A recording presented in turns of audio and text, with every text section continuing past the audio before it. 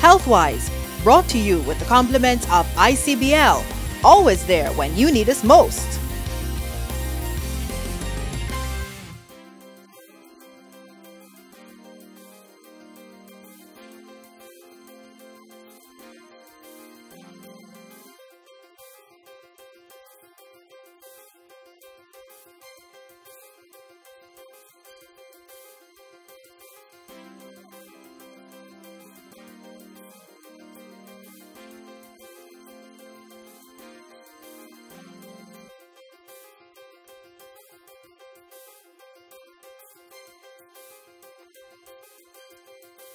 People who have other illnesses, just different illnesses, can be a problem.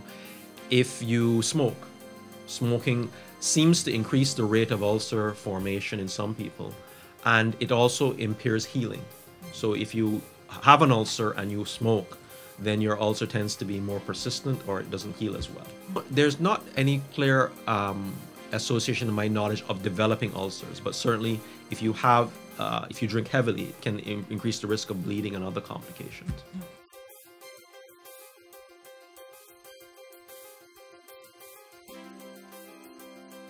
If your diet is deficient, or you're a little reckless in what you take in, if you already have an ulcer, then you certainly can see where it may lead to increased symptoms. So therefore, if you have an ulcer and then you pour 3 or 4 beers on top of that, you could certainly readily see where you might get more pain. But it may not be that it's contributing to the development of the ulcer. It's just altering the symptoms somewhat.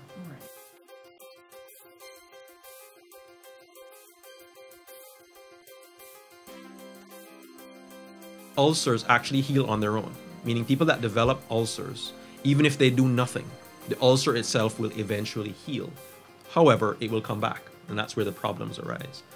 Now, once you have eradicated the bacteria, if you can keep the bacteria from being reacquired, then they're basically cured, because it's an infectious disease. But there is a certain incidence of reacquiring the bacteria. Sometimes when we think we have killed the bacteria, we really didn't do as good a job as we thought, and we really didn't get rid of it, and so the ulcers can come back.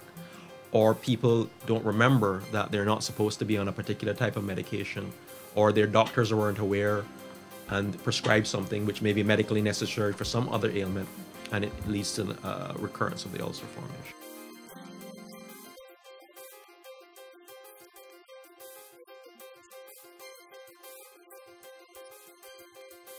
You can get perforation of an ulcer. So if the stomach is a hollow organ, or the small intestine is a hollow organ, so if the ulcer eats into the organ sufficiently deep enough, it can penetrate right through, and then it perforates, and that is a surgical emergency where people would have to have surgery, or they become very, very ill.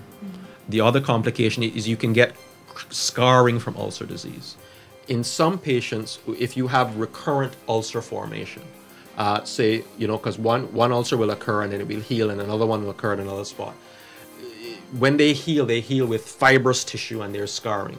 And what that can, the area loses its pliability, and you can get narrowing of these areas, and it can block passage of food, etc. And oftentimes these patients will have vomiting and an obstruction of the stomach, and will need surgery to fix it.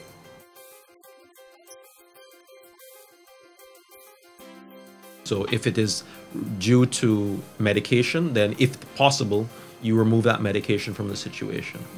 If it is the bacteria, then you give a course of antibiotics to kill the bacteria and get rid of it. And then you can give medication which helps the ulcer to heal. It reduces the acidity of the stomach, and it will allow the natural processes of the body to repair the stomach. And that usually works quite well.